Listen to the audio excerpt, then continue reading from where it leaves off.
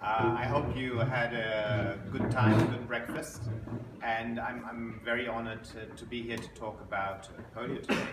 And I will in between sit down if you don't mind, because standing 20 minutes is just not my style at the moment.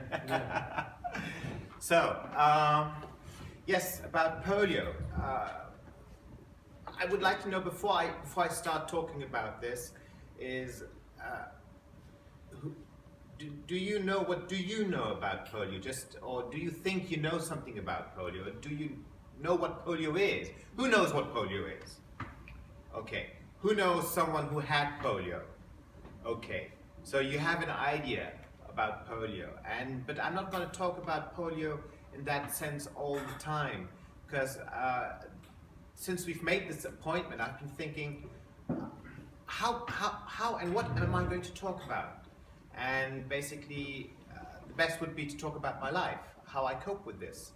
And starting about polio, just very shortly, I guess you know that there are 3 viruses out there with different kind of types, virus 1, 2, 3, and they all have different levels of impact, even very heavy that at the end of the stage of polio you die. Level 1 is like type 1 is very unhealthy, very bad, and type 2 is very easy, type 3 is deadly.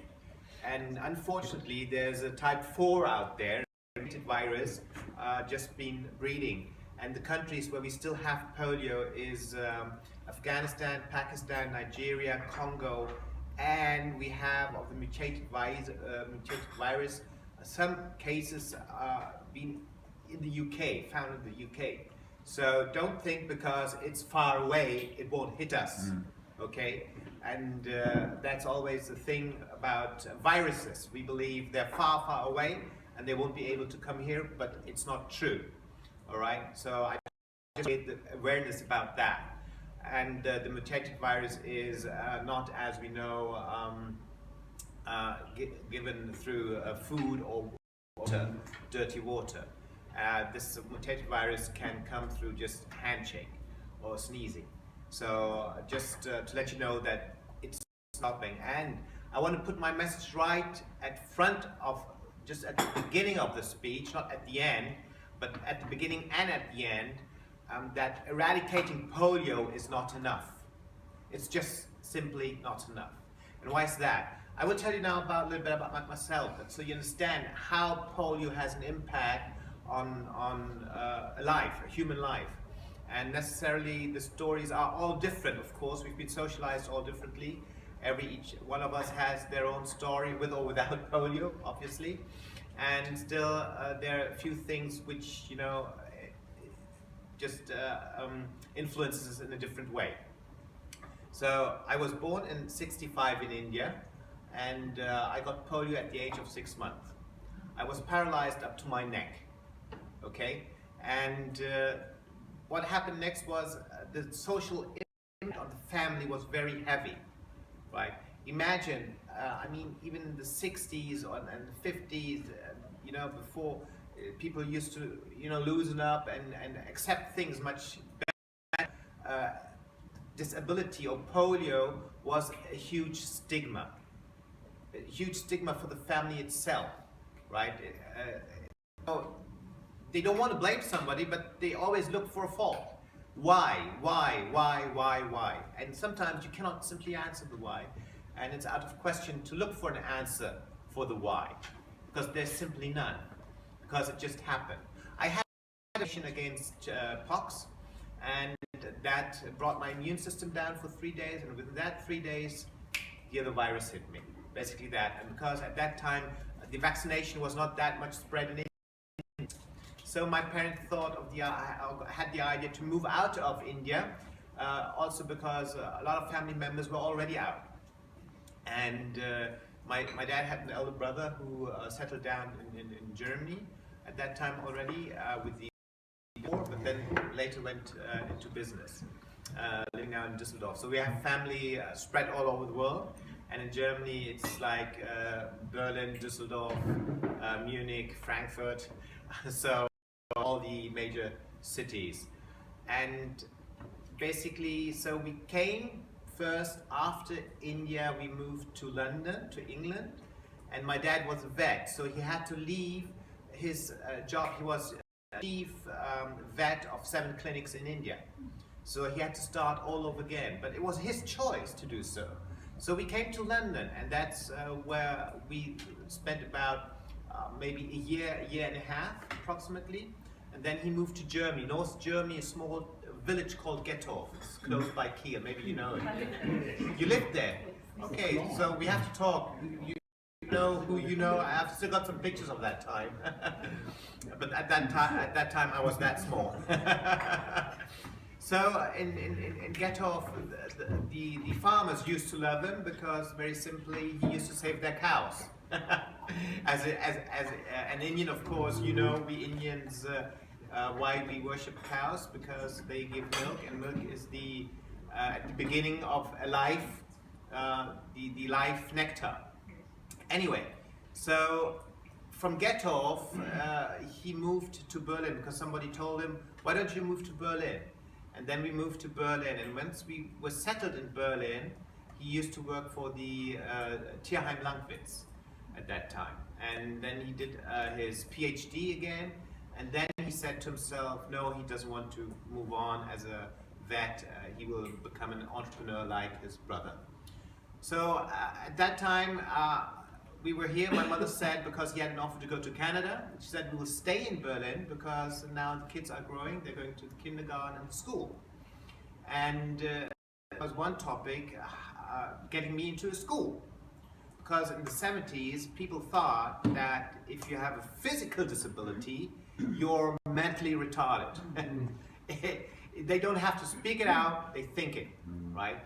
And still you meet people who still have that, I don't know, that kind of thinking, kind of prejudice in their mind. And in society in general, it's very difficult. And let me tell you, the whole procedure, what happens, because having had the vaccination, even if you had the vaccination, or even if you had polio and you're fully recovered, which is possible, right? Then there's something which will hit you probably between the age of 30 and 50, which I never knew.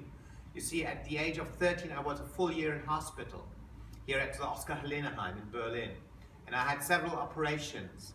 And I was never told to be careful or anything like that. And at that time, I decided to become a psychologist. So I thought I'd become a children's psychologist, but I became a clinical and a work and organizational development psychologist.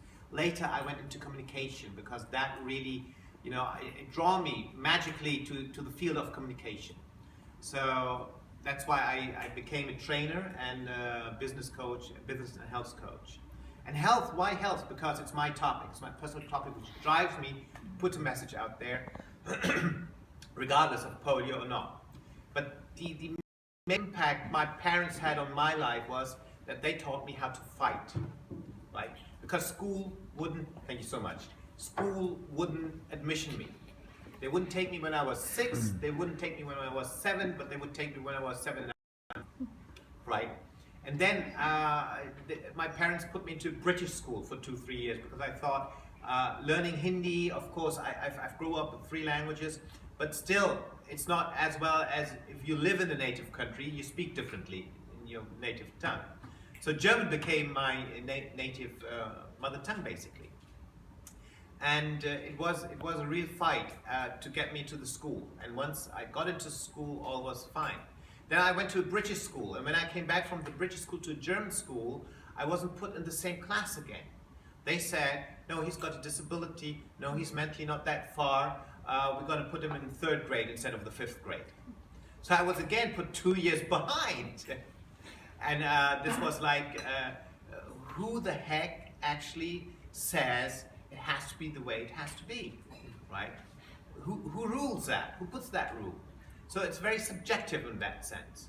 And post-polio is something you cannot maybe avoid, but where you can put up prevention. I did not know about post-polio syndrome at the age of 30 or 31. Nobody ever told me. But I was fed with antibiotic 30 years long, because when you had polio, your immune system may not be that strong. Your lungs may be affected, right? Your whole system, your whole nerves are different. My right leg is shorter than my left leg. My left leg is centimeters shorter than my right leg, right? So all my right side of my body has been taking up my left side. So always been, strength and taking that side over to try to balance the weakness out of the left side. But then comes a point where your cells can't take it anymore because they're overdone, right? So if I go to a fitness, I'm not able to go beyond any, muscle ache. It's bad for me. You know those people who go into the fitness studio and pump their muscles up, and they scream because, oh, now it hurts. That's good for me. Now I feel like so I haven't got that craze, luckily, because it would damage my cells even much more. But the biggest fight is not keeping my cells upright and getting away from antibiotics, which I am very proud of, that I managed it to get away from those things, just driving myself towards more natural, because my dad was still very fond of Ayurveda, and he taught me a lot about these things and about supplements and all that. And with that knowledge, I was able to get away from these medical things which should help you, but at the end of the day can harm you if you don't use them properly, right? So antibiotics are given nowadays very, very quickly, like sweets, and the effect is that your body becomes resistant against the disease or against the antibiotics. Anyway, so what I am saying is that society, my thesis was about how experts see disabilities after the Second World War in Germany. And still I feel that there is a lot of work to do to get it out of the head of the people. I'll give you an example, a very simple and very fresh example. I had a car crash in July, and I'm self-employed, right? I used to be employed in small projects, but when you have a disability, when you had polio, they don't want to employ, basically. They don't, even if they get a lot of funds from the government, right? They have several prejudices and stigma about that, oh, you're not resignable, you will be sick all the time, it will only cost me a lot of money. So that's also one of the reasons why I became self-employed. But still then, after that car crash, asking the government for helping me or funding what is legally written in the law, I have to go to an audition and tell them why I need their help. As if you would be the employer, you just can knock their door, open it up, and say, I've got a disabled person as an employee, I need the money. And they get it, and that's a crazy world. That's something very, very, very wrong, which I feel, right? So that's one of the social impacts of polio, especially, that the post-polio syndrome is not controllable. For me, I'm very lucky that I started at the right age to go into the matter of prevention, right? And to make sure that I've met other people who had polio. And guess what they told me? They told me, Viney, before you're 50, you will sit in a wheelchair. And I said, if you got that attitude, we've got nothing to talk about. I'm so sorry. You can keep on playing your cards, but I don't need that kind of mindset, right? So the mindset needs to be, as long as I can walk, and that's point blank. That's it, nothing else, okay?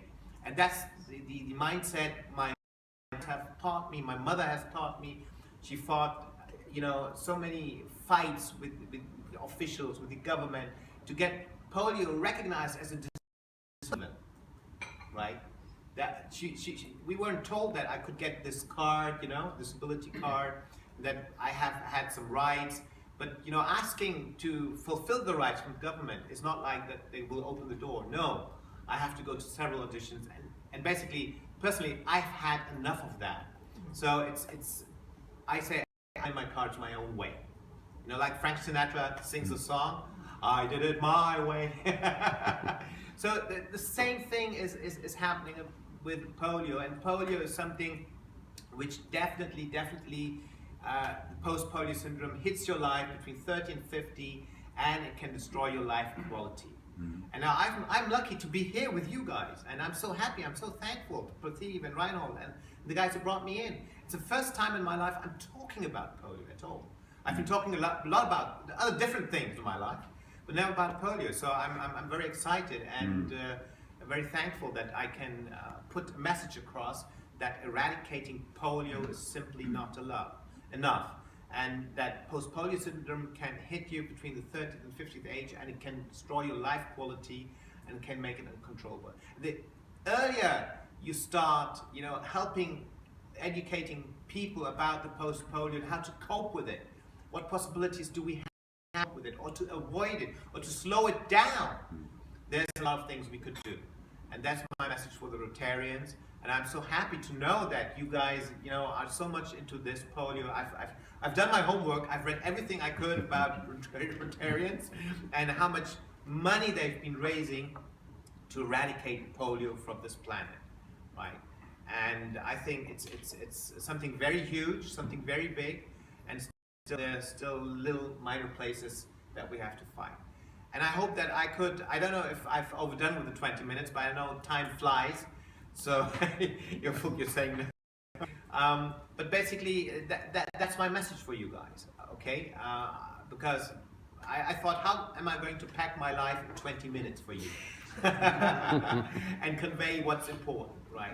And for me, it is like that. If I used to walk with one cane through London for 5 hours, it's not possible anymore, simply not. At the middle of the day, I'm standing somewhere and I get a pain in my foot and I have to sit down because I cannot walk anymore. Without crutches, it's impossible. So I know the wheelchair will come, but I will decide when it's time to come. Not for the wheelchair or not for the post-polio. So please keep in mind, eradicating polio is not enough. We've got to educate people for the mindset. Thank you. Thank you.